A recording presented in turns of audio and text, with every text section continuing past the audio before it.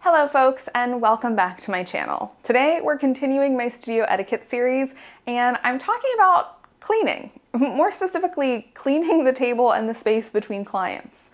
This might seem like a silly topic for a studio etiquette video, but after discussing with some colleagues of mine and seeing a few rants get posted online, I realized that it seems to be an issue that many of us deal with in the studio.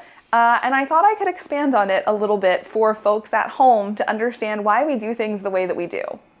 So anyone who works as a professional piercer or tattoo artist or in an industry similar to ours has probably had a similar experience to this one. You have a group of people who are coming in for whatever the service may be, and they're all getting something done. Maybe two friends are getting a piercing, mom and daughter are getting tattoos, two siblings are getting something done.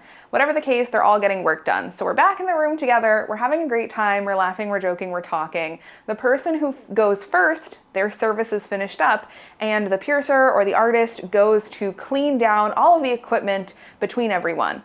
And the other people who are getting worked on go, "Oh, you don't have to worry about that. We live together. We're related. It's fine." And goes to hop up on the table, goes to touch the chair or whatever the case may be. And we as providers have to go, "Oh, no, don't worry about it. It's just policy. We clean things between everyone. We just want to be safe." And some clients get really mad about this and think that we are somehow implying that they're dirty or unclean or unsafe. I've even had, it's usually parents. It's usually when I'm working on like a mom and a daughter that mom typically will be like, "Oh my God, nonsense. Like, she's my daughter. We live together. It's fine." And I'm like, totally, still just studio policy. I have to clean everyone between everything anyway. And I have had in the past in my career, one person, again, typically a parent, argue with me about this and literally be like, "Well, whatever's on her clothes is on my clothes too. We literally live together. She's my daughter. You don't have to clean it between us." And I was like, again, it's just studio policy. It's like state law policy. We have to disinfect everything between every client. And she was like, "Oh, so you think I'm like too dirty to touch my daughter?" And I was like, no, that's not what I'm saying at all. It's just studio policy. It's just how we do things. And turns out I'm not the only person who's had that experience. I guess a few other piercers in recent weeks have had someone argue with them or get angry with them for wanting to clean their work surfaces between clients if they're people who know each other or are related or close. So here's the thing. When we do this, we're not trying to say that you're dirty or you're somehow unclean or things like that. Every human being, every living creature has unique bacteria to that person's body. And bacteria are not inherently bad. We have a ton of really good bacteria that live on and in our body that help keep us alive, that help us digest food, that help protect us from viruses and illnesses and bad bacteria, that help with keeping our wounds clean and healthy and safe. We're all covered with this. And throughout the day-to-day, we encounter different bacteria. You touch a doorknob, someone brushes up against you walking down the street, you step in something getting off the subway. We all come in contact with a variety of different bacteria in our day-to-day life, along with the unique bacteria that lives on our body.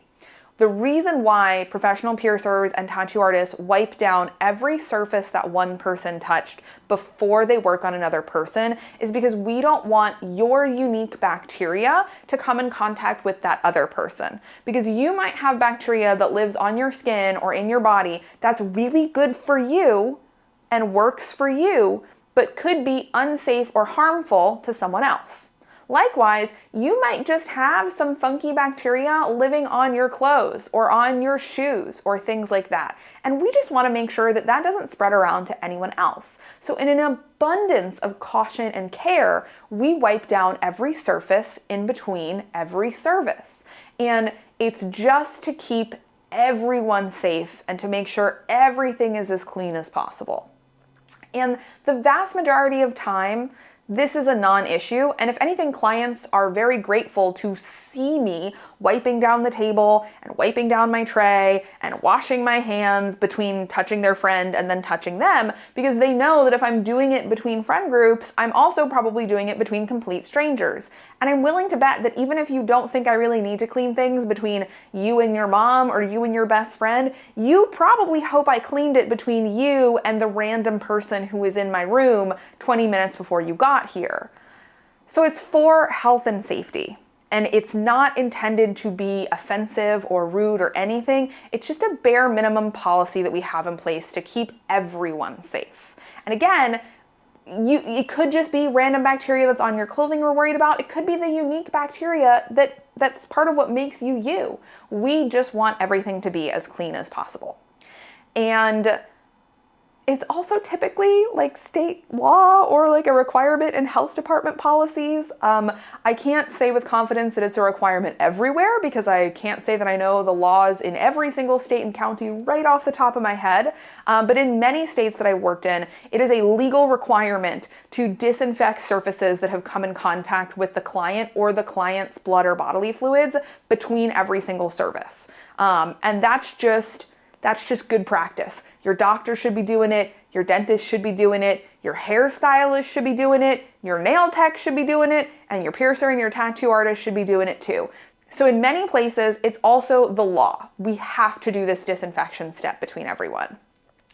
And so I wanted to come on here and make a video about it. That way, the next time you are in the studio, especially if you're with a loved one or a close friend, a partner or family member, and we're wiping things down between you, you know that we are not trying to be offensive and rude, and there is absolutely no need to argue with us or yell at us or fight with us about it. We're just trying to be clean and keep everyone clean and safe.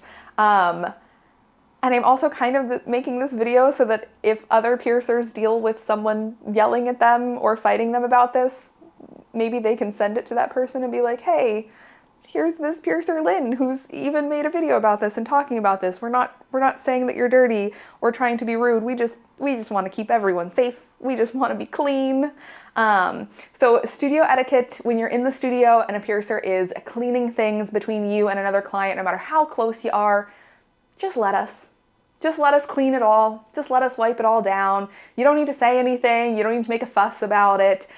We want to do it. It's part of our jobs. Many of us are required to do it by law. And I don't know, you could sneakily be from the health department.